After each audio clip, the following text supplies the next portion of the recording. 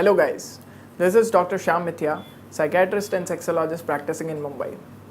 आज हम बात करने जा रहे हैं प्री मैच्योर इजैकुलेशन पे। प्री मैच्योर इजैकुलेशन यानी कि शीघ्र पतन।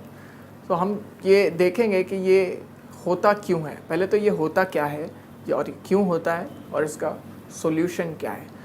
प्री मैच्योर इजैकुलेशन बेसिकली आप तब कहेंगे जब पेनिट्रेटिव सेक्स मतलब इंटरकोर्स के वक्त अगर नॉर्मल जो टाइम होता है वो होता है 3 to 5 मिनट्स, तो जब इससे ज़्यादा अर्ली इजैकुलेशन हो रहा है, ये 1 मिनट 2 मिनट या उससे भी कम, तो उसको हम प्री मैच्योर इजैकुलेशन कह सकते हैं। ये इतना स्ट्रिक्ट नहीं होता, it is actually very individual specific. बहुत बार दोनों हस्बैंड वाइफ या जो भी पार्टनर दोनों कंफर्टेबल हैं और अगर 2 मिनट में भी वो कंफर्टेबल हैं, they are satisfied with those 2 minutes, हम उनको प्री मैच्योर इजैकुलेशन नहीं कहेंगे। So it is very individual specific. But आप मेरे को पूछेंगे कि नॉर्मल लेवल क्या है, तो पेनिट्रेटिव सेक्स के वक्त 3 to 5 मिनट्स ऑफ इंटरकोर्स और penetrative sex is normal limit. अभी आप बोलेंगे कि ट्रीटमेंट इसका क्या है, तो ट्रीटमेंट में इसके 3 से 4 चीज़ें। एक first and the most important reason treatment modality is counselling. आपको ये समझना ज़रूरी है कि क्या हो रहा है, क्यों हो रहा है और कैसे हो रहा है। कंडीशन समझो, प्रॉब्लम समझो, तो उसका सॉल्यूशन आप अच्छे से समझ पाएंगे। काउंसलिंग। Number 2, medication.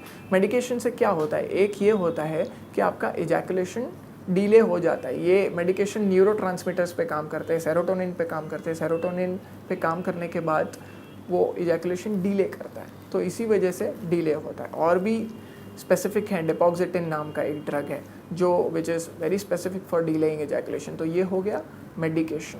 थर्ड होते हैं कुछ जेल्स आते हैं, लिग्नोकेन नाम का जेल आता है, जिसकी वजह से सेंसिटिविटी बेसिकली कम होती है, बेसिकली थोड़ा सा नम हो जाता है। तो थोड़ा सा नम होने की वजह से हाइपर सेंसिटिविटी कम हो जाती है, अराउजल लेवल लिमिट में आ जाते हैं, इसके वजह से भी इजैकुलेशन डिले होता था। ये 3 हुई फार्माकोलॉजिकल मेथड।